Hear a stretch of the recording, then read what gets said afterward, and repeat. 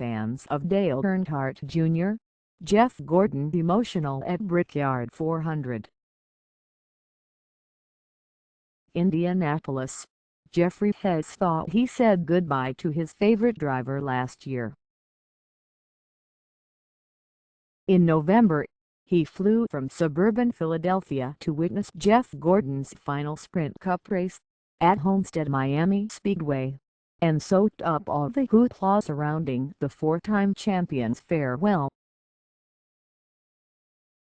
So when he watched the news conference online last week and heard Hendrick Motorsports officials mention the possibility Gordon could make a comeback at Indianapolis Motor Speedway, the 41-year-old didn't hesitate. After clearing it with his wife, Hess bought 2 race tickets and 2 plane tickets, one each for he and his 8-year-old son, Nathan, to fly to the Brickyard. And this was 5 days before Gordon's role in replacing the ailing Dale Earnhardt Jr. was confirmed. "I couldn't miss it," Hess said of watching Gordon, who grew up in nearby Pittsboro, get behind the wheel again. "I wish it was under better circumstances, of course. It's bittersweet, especially with the Earnhardt angle." USA Today Sports spoke to several Gordon and Earnhardt fans who plan to attend Sunday's Brickyard 400, where Gordon will climb into the number 88 car while Earnhardt sits out the second race as he continues to battle concussion-like symptoms. There is no timeline on when he might return. One thing is clear, though both groups of fans are concerned about Earnhardt's health, there's a divide in how fans are feeling. Earnhardt fans are understandably a bit depressed, while Gordon's presence was a beacon that called some of his longtime fans from across the country. Randall King, 29, from Oklahoma City, had never been to IMS. But he immediately knew he would make the 11-hour drive when Hendrick made its announcement. "It was second nature once they said Gordon was racing," he said. "I had a feeling I needed to see that." King said he's struggled to enjoy NASCAR this year without Gordon. He's turned into more of a casual fan than a die-hard when it comes to watching races. "The way Gordon ended his career, at the time, felt like a goodbye. But Gordon's return won't tarnish how the driver ended his full-time career no matter what happens on the track," King said. "Though it will be odd to see Gordon in the number 88 after he spent 23 years driving the number 24, he added. "It's probably one of the weirdest things I've experienced as a fan," King said. The number change didn't bother Betty Koulos, 50, from Naperville, Ill. "It's about the driver," she said, "not the number.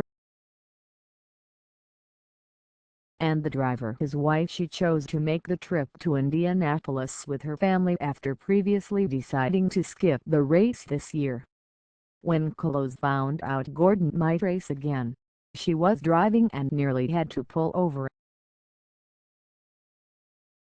"I was just trying not to cry so I could see the road," she said. Earnhardt fans have been trying not to cry for a different reason. Without the 13-time most popular driver at the track, some of his fans said they feel hollow. "I'm not buying the program. I'm not buying anything," said Paul Bunnell, 33, from nearby Lawrenceburg. "I don't want anything to remember this by. Not at all. That never happened." Bunnell, wearing a number 88 cap and green No. 88 shirt, said he would not have come to the race if a friend hadn't already gotten him a garage pass. When Earnhardt sat out last week's race at New Hampshire Motor Speedway, Bunnell refused to watch. He certainly does not want to see Gordon win in the number 88, he said, because he's worried it would make Earnhardt look bad. Earnhardt is winless so far this season in his second year with crew chief Greg Ives. The team won 3 times and qualified for the chase last year. Gordon has a record 5 wins here. If Gordon wins, I'm going to be beside myself, Bunnell said. Everyone will say it's the driver, not the team, not the crew chief, nothing but the driver. Ashley Ewing, a 28-year-old from Franklin, said she didn't want Gordon to win in the number 88 car but for a different reason. No part of me wants to see Gordon get out of that car in victory lane on Sunday, she said. That's Dale Jr.'s car, and seeing someone else win in it, I wouldn't be cool with that. Ewing typically comes to the Brickyard with a die-cast No.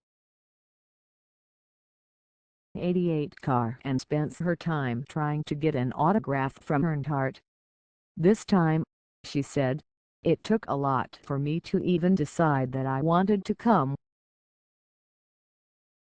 Without being focused on a driver who she'd been rooting for since her preteen years, Ewing said she looked at the track in a different way. I texted my cousin and said, "Tilda, who knew other drivers come to this?" she said with a laugh.